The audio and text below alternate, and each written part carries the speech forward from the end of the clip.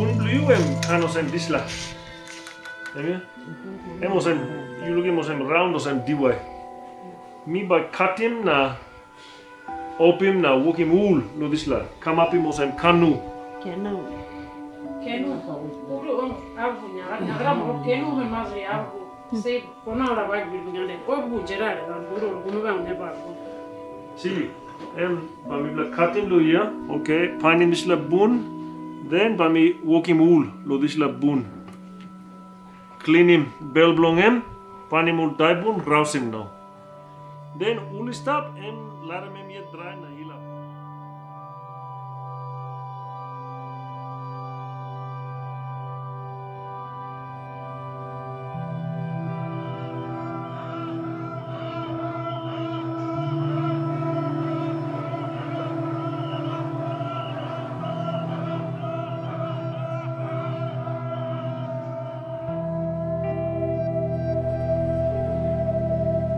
So this is the surgical side, and when the new building is built, there'll be like another 25 beds going out this way, because you can see this is pretty full.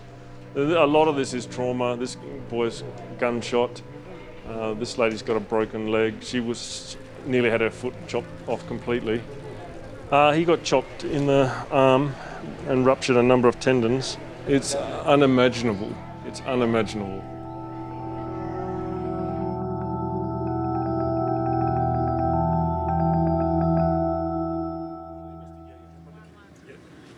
M3 kina. No worries, everybody funny. Your man can look him. Season. M's a couple of season person. Hey, you like looking. Thank you. Okay, broke him na lanim mako.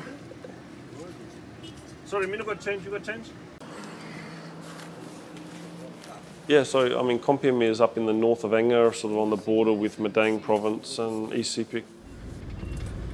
That's been our home for 22 years now. All our kids have grown up there and where we've lived. This is our eldest daughter and second eldest, and Nicholas you've met already.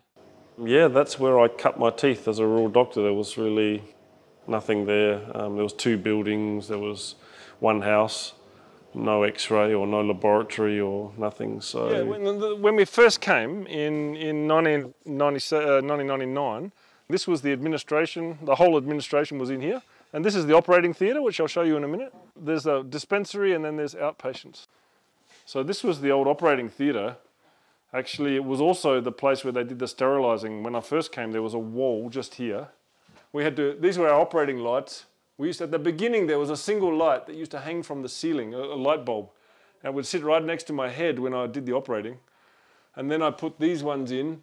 These 4 for the belly and the chest, and these 4 for each arm, because we did a lot of surgery on the arms because of the machete wounds. And yeah, we used this for the first 20 years.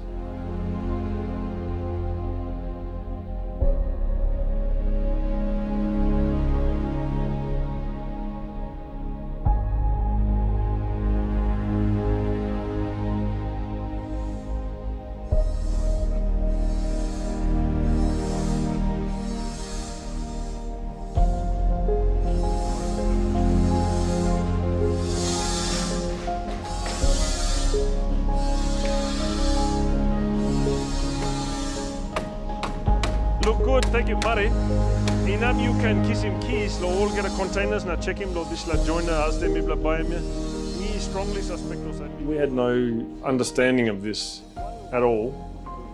All we knew is that our hospital wasn't very good and that we had to make it better. We didn't have any idea about how to go about, building a hospital. You have to have a plan, not a plan for tomorrow, but sort of for the long term, so a master plan, so that you can work towards that over the next 20 or 30 years, so that when you build a building, you then don't 10 years later realise you've got to knock it down to make way for a different building.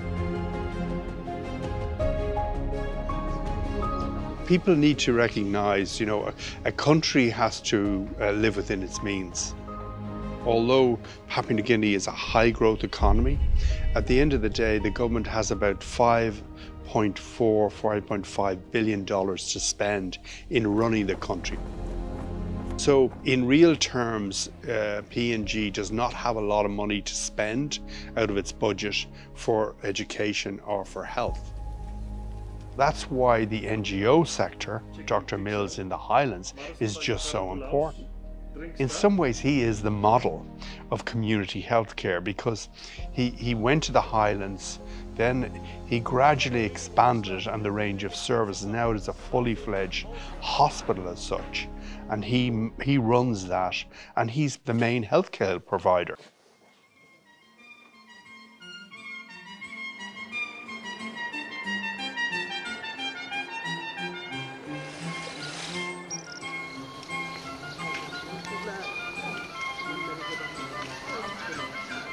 Put in a big last day.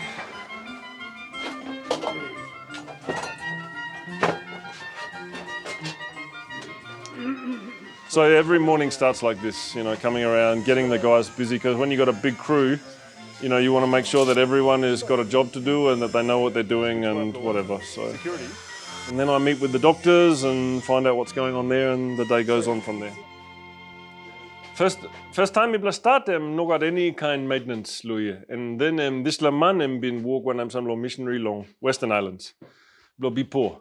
So I'm been retired and I go stop the house blowing the upside and then me go sit down again. And then he was the first. So that was 22 years ago, I think.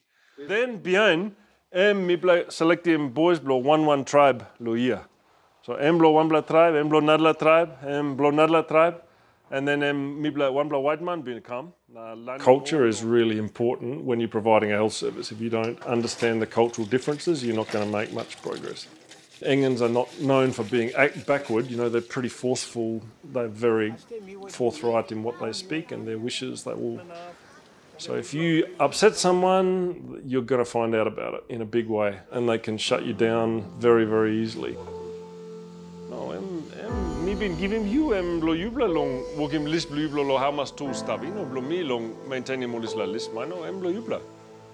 Why you putting this la lo me? What's me present him now? Me present him come lo you you yet sabi lo hamas. One of the problems that expatriates get into in this country is that because Melanesian culture is so polite and so respectful, and so you get a lot of deferential talk, and white people think that every idea they have, everyone's agreeing with it and it's excellent. These guys, they need to be directed as to what needs But secretly, you know, Melanesians are saying to themselves, whatever, but they don't express that. Story long, girlfriend long, all or one of me and I am. Okay, finish. Yep, thanks.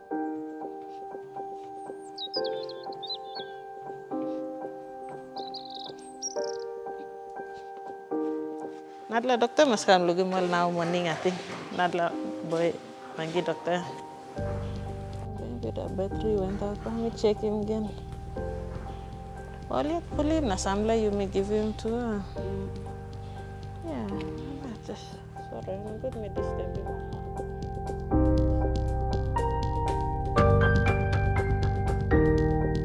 So Monday I'm blood Dr. Diana. Wednesday, Friday, Dr. Mesh. You must come now, you may check. For the last 6 years that I've been here in Compiam, I didn't have that great of an understanding about what life in Compiam would be like, somewhere rural and remote, because I'd been brought up in the city, obviously. So Compiam was probably the first rural exposure and, that I had in my life as a doctor and probably just in general. That we put on them, but they're not. In my journey in Compiam, I've come to realize that being a doctor is really about serving.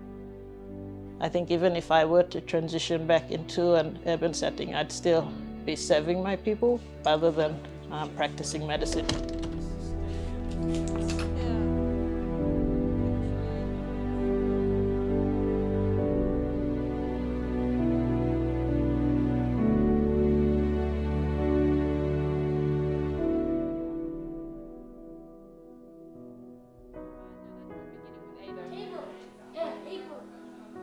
No, yes, apple. Apple does not say apple because what? Because yes.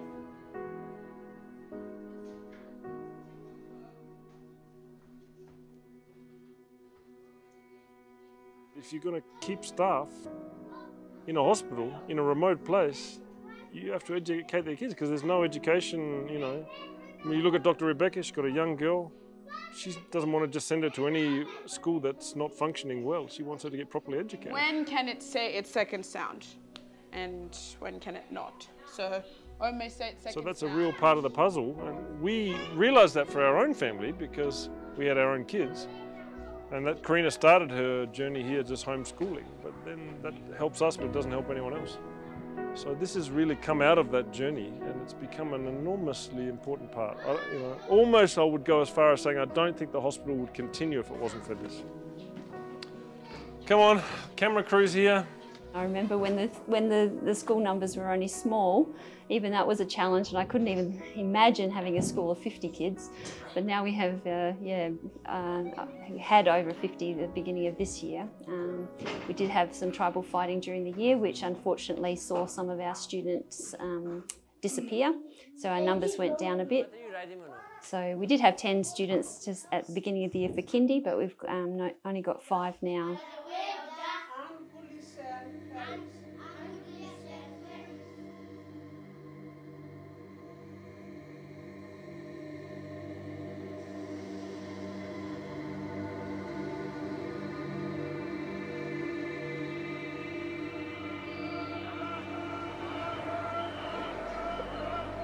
Our birthing rates are chronically low, very low.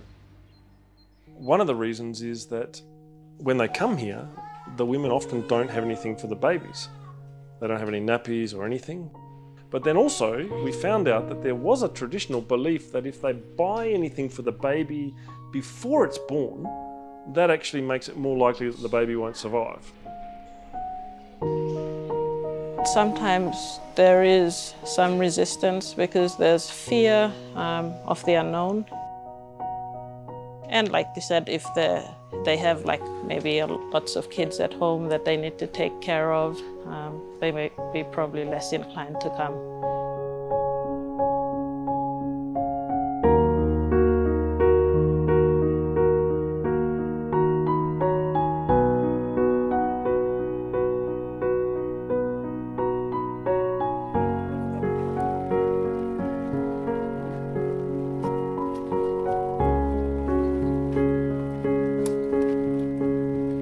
There was a woman, she was sitting on the edge of the bed and she had severe heart failure.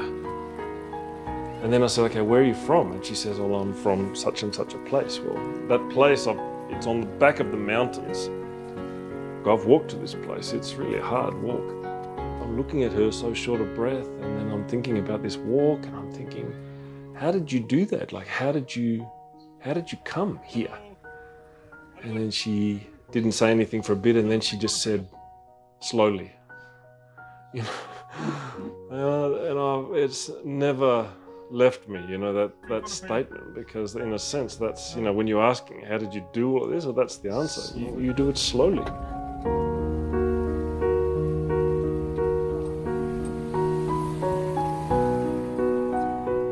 There is a sense that doctors are starting to get into this.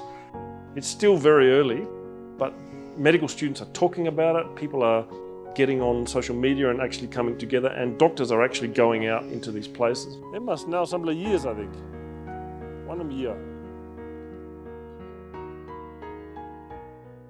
This is a pretty standard house from most rural engans. So there'll be a fire in the middle like this, with something burning, or the ashes there. There's usually a fence around it. So one of the things we see quite commonly is children that fall into the ashes. They get burnt on their hand. That's really common. But there's no chimney. The smoke rises to the top and slowly comes out through the grass. And as the lung tissue gets destroyed, it gets hard for the blood to go from one side to the other. So the heart eventually fails. Children under 1 year of age, the most common cause of death would be pneumonia of some kind.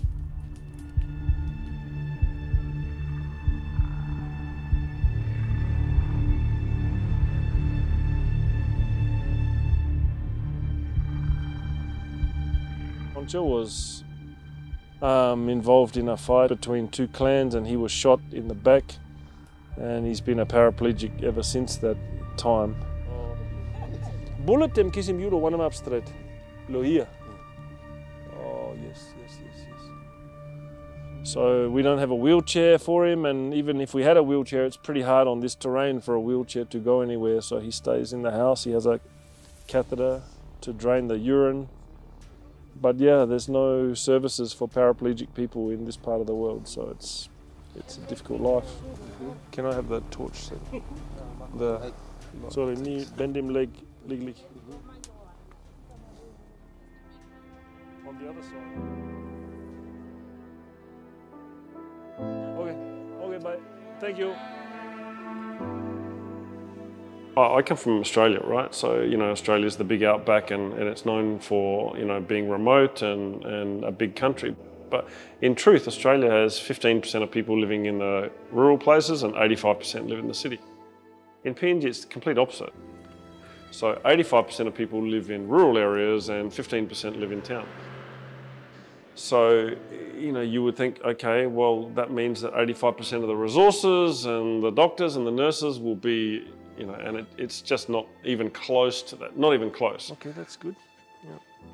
You know, putting it bluntly and short, for the vast majority of Papua New Guineans, healthcare is, it's an imagination, really. They make do as best they can.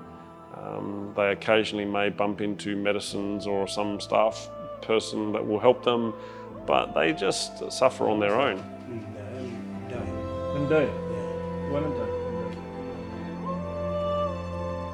Nowadays, when I have medical students come to me, I force them to walk up and down these mountains, and they just say, this is the hardest thing I've ever done. And I say to them, that's, you know, I'm hurting you and I actually intended to hurt you, because each step you're taking and gasping for breath going up this mountain, you have to understand that there's a pregnant woman who has to do that, or someone who's sick with fever, or maybe they've got a broken arm and they're in pain. And imagine them doing that.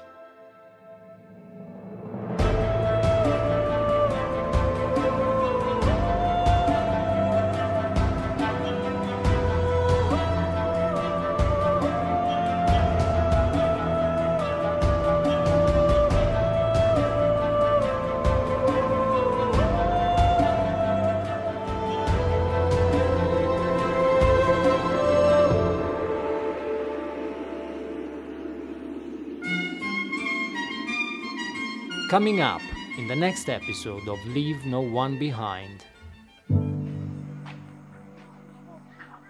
When we first arrived, there was a local aid post, but there wasn't anybody working in the local aid post. And there hadn't been for about 15 years. Suppose you like changing me go to adopted parents, you must go to Engoram, one time true papa, not adopted papa. In the last 2 years, we've treated over 5,000 patients a year at a clinic with only 3 medical staff. European healthcare providers could learn from some of the NGOs here in Papua New Guinea on how to take meager resources and create an incredible service to the local communities that they look after.